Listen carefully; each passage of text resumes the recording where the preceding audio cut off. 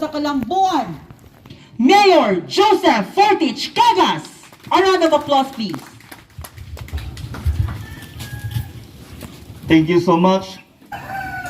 Mga pinangga na ko barangay, taga-barangay Zone 3. Kung inyuhang sundan, from the day I started as your leading public servant, since you entrusted to me the highest post in Digo City, ang pagkamayor, when I assumed office in July 2019, I convened all the local finance committee members to discuss the most important things. Mao ang optimal utilization of the 20% development fund.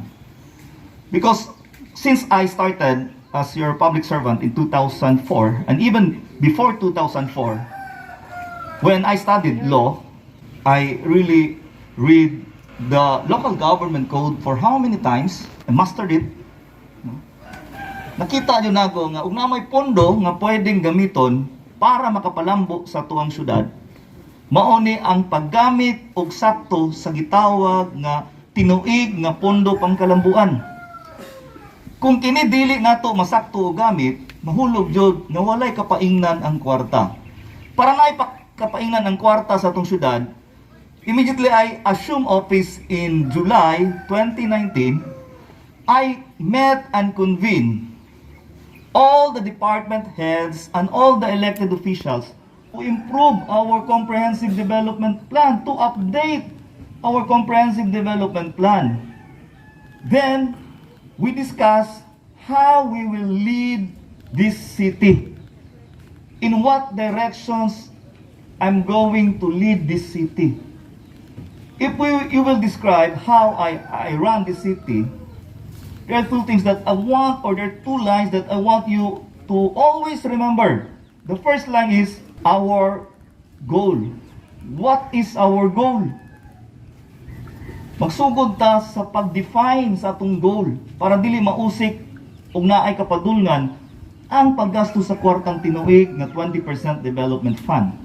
Our goal is to become a city of choice, to dwell, to work, and visit.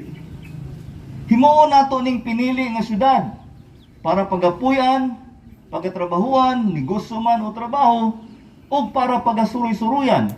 From there, makita nato ug kung sa ibuhato nato to make our city a city of choice. Then, the second line that I want you to remember how I run as your servant leader is the line that says, raising the standard of public service for all Diguseños. We have to continuously raise the standard of giving public service so that we will become a city of choice to live, to dwell, to work, and visit. And by then, all of us will get the chance to get a quality life by providing most important and essential programs, especially programs that are needed by the least fortunate, like scholarship program, like medical assistance program. And along that line, we will also think on how to sustain development in Digo City.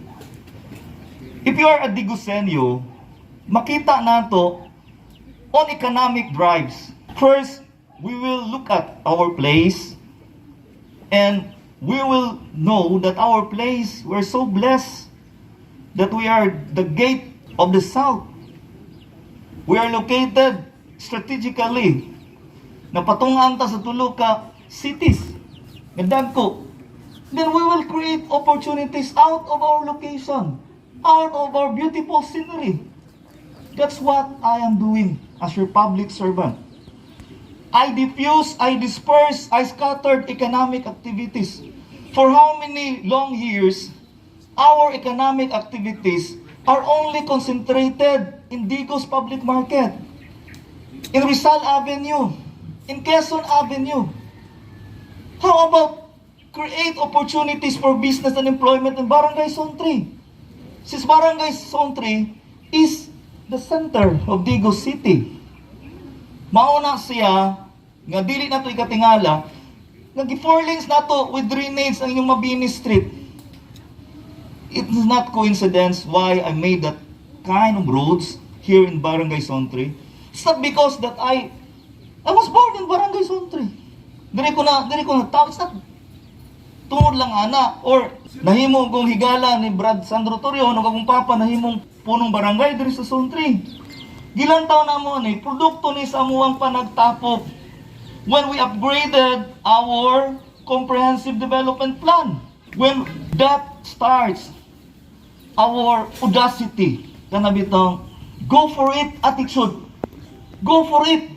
Kasi pag masumbagan to sa ilong, magdugo ang ilong, buhato na to ni. Kay mauni ang tama para sa syudad sa Digos. That's why I created opportunities. Ang Aurora, gipalapda na to. Ang Mabini, gipalapda na to with drainage. Tungod kay gusto kita nga mamahimo kini siyang commercial district. The expansion of the commercial district of Digos City is located here in Barangay Sontre.